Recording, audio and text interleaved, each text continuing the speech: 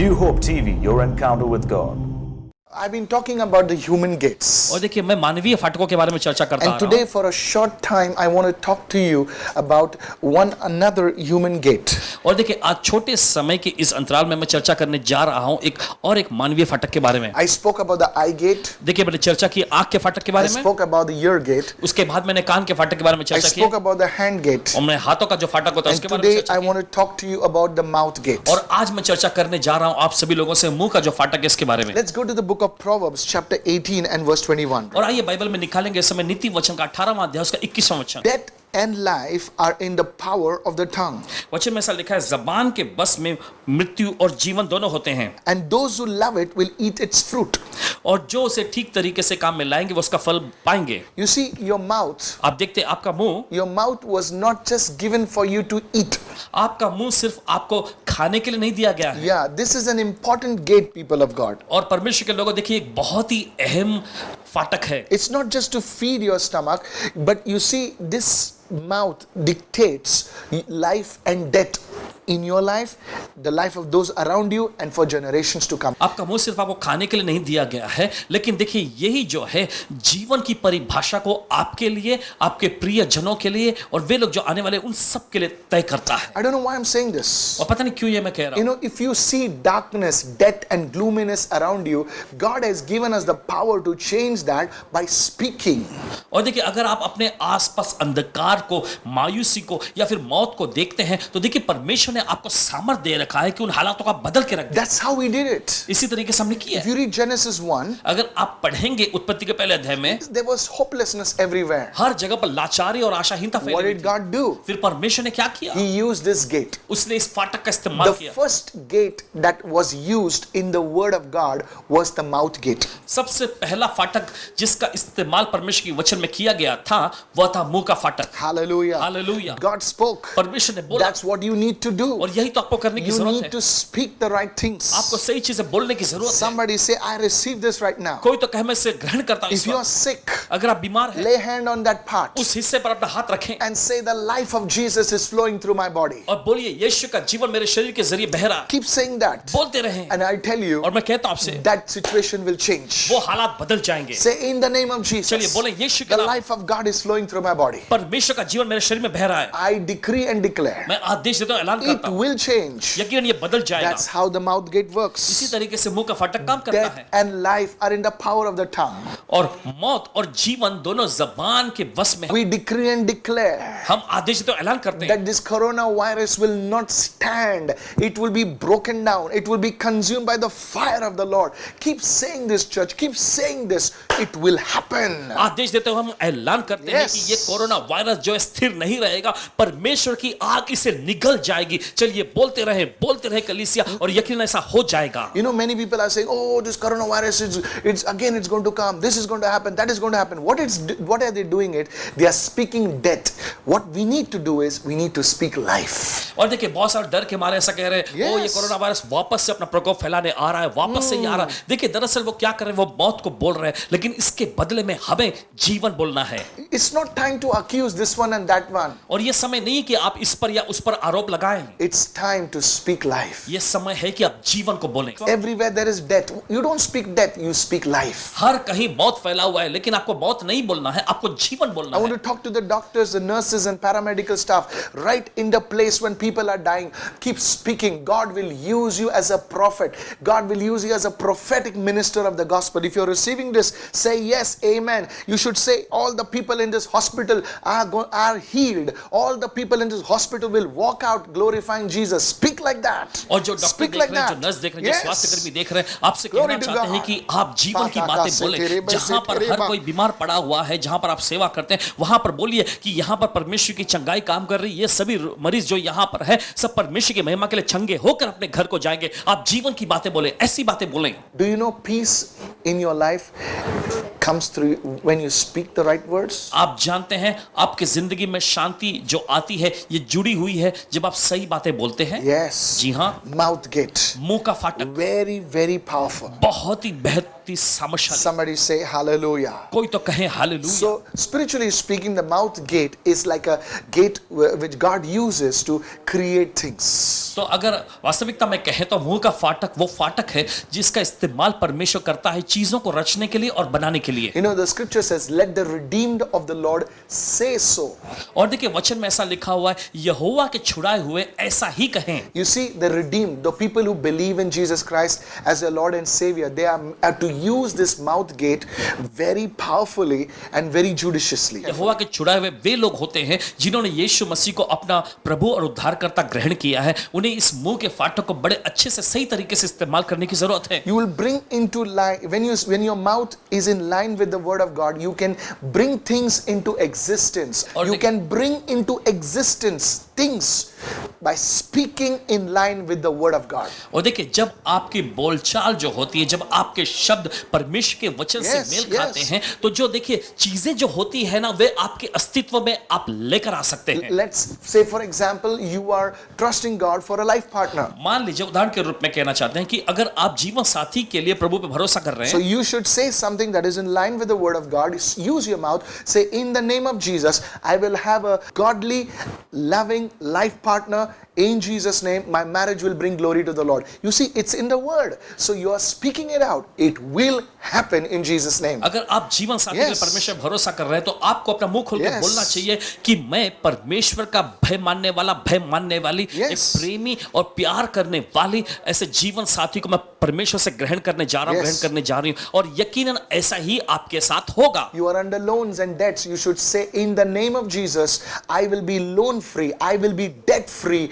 Me and my children, my generation will never be under a loan. I tell you, keep saying it. Now, please understand, it just doesn't happen. Let's want to, just keep saying it. You are pulling things from the spiritual realm. You are activating those things in the natural. It will happen. That's the power of the mouth gate. और देखिए अगर आप किसी प्रकार के कर्जे में हैं, किसी प्रकार के उधारी या लोन में हैं, तो आपको ये कहना चाहिए कि परमेश्वर की सामर्थ से मैं इस कर्जे और इस लोन उधारी से मैं छुटकारा पा रहा हूं, मेरे बच्चे, मेरा परिवार छुटकारा पा रहा है, और आप ऐसा बोलते रहे, आप ऐसा बोलते रहे। देखिए आपकी पीढ़ी तक कभी इस कर्जे में नहीं आएगी, आपको बोलते रहना है। Don't listen to all those mockers. You see, you have to listen to the word of God, because you see, the things of God appear foolishness to the people, those who don't carry the spirit of God. और देखिए वे लोग जो ठट्टा करते हैं ना, जो मजाक उड़ाते हैं, उनकी बातें मत सुनिएगा, लेकिन देखिए परमेश्वर का आत्मा जो कहता है उसी को आपको ध्यान से सुनना है। See what it says. देखिए वचन क्या कहता है। This is speaking about the first man and the first woman. और ये पहले औरत और पहले जो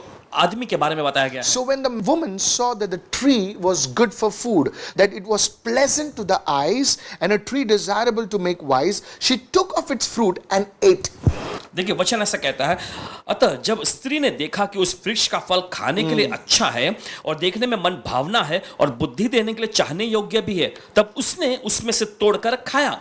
Not only did she eat, सिर्फ उसने ही नहीं खाया, but she also gave it to her husband with her, and he also ate. उसने अपने पति को भी दिया और उसके पति ने भी खाया। The mouth gate. यह है मुंह का फाटक। First point I discussed with you was a spiritual one.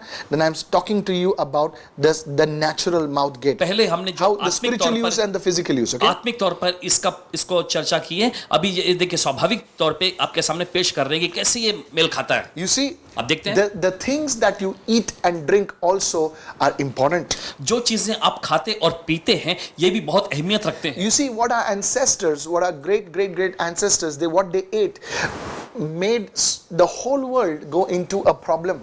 और देखिए हमारे महान वो पूर्वज, उन्होंने जो खाया था ना, इसका नतीजा क्या निकला कि पूरा दुनिया जो है, पूरी मानवता जो है समस्या में फंस They गई। were not disciplined in this area. वे इस क्षेत्र में वे अनुशासित नहीं Many थे। of the sicknesses people are suffering is because they don't have control over their mouth gate. और देखिए बहुत सारी बीमारियों से Yes. लोग जो ग्रसित है ना, वो इस वजह से है क्योंकि उनके इस मुंह के फाटक पर उनका कोई नियंत्रण नहीं है। Today you should ask the Lord and say, Lord, nothing unclean will enter my mouth in Jesus' name. Come on, say that आज right आपको now. प्रभु से अनुग्रह Yes. मांगते हुए कहना है कि प्रभु कोई भी अशुद्ध चीज मेरे मुंह में नहीं जाएगी। Yes, even after this lockdown. इस लॉकडाउन के बाद भी। You see, a woman wrote to me and said, और देखिए एक महिला ने लिखकर पूछा, Pastor, I love my husband so much. मैं अपने पति से बहुत प्यार करती हूँ, But even in this lockdown, he's only drinking and not even bothered about us. लेकिन इस लॉकडाउन में भी वो बस पीता रहता है और उसे हमारी कोई परवाह ही नहीं है। This woman and her family going through so much of problem because one person has no control over his mouth gate. एक देख सकते हैं कि Yes. ये महिला और फिर उनका पूरा परिवार Yes. इतनी समस्याओं में से गुजर रहा है क्योंकि एक व्यक्ति को उसके मुंह के इस फाटक पर कोई नियंत्रण नहीं He है। has no discipline over his mouth gate. उसके मुंह के फाटक पर कोई नियंत्रण नहीं है, कोई अनुशासन नहीं My है। friends, मेरे दोस्तों, many sicknesses, many problems are introduced in people's lives because they don't have control over their mouth gate. और बहुत सारे समस्याएं, बहुत सारे रोग और बीमारियां लोगों के शरीरों में आ गई क्योंकि उनके इस मुंह के फाटक पर कोई नियंत्रण नहीं रहा। They are not eating the right things. They are not drinking the right things, physically speaking. और अगर शारीरिक यानी भौतिक तौर पे कहा जाए तो वे सही चीजों को नहीं खा रहे हैं और ना सही चीजें वो पी रहे हैं। Today God wants us to deal with this mouth gate. It's very, very important. आज परमेश्वर हमारे इस मुंह के फाटक से निपटना चाहता है और ये बहुत ही महत्वपूर्ण है। Go to Psalm 103 right now. और चलिए निकाले सब भजन संहिता का अध्याय 103 Verse 5. उसका 5वां It वचन। says, who satisfies your mouth with good things. वो तेरे मुंह को उत्तम पदार्थों से तृप्त करता Now है। this is the Lord speaking, okay?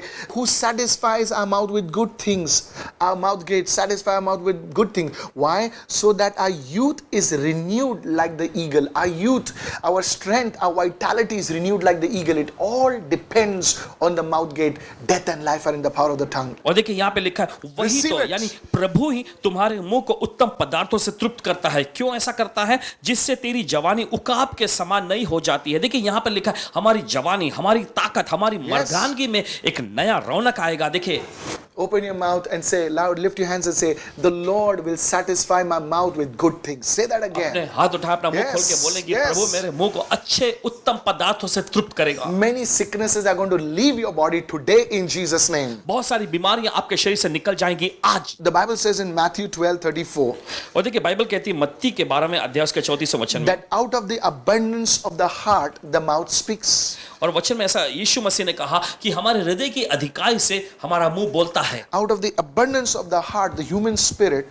the mouth speaks.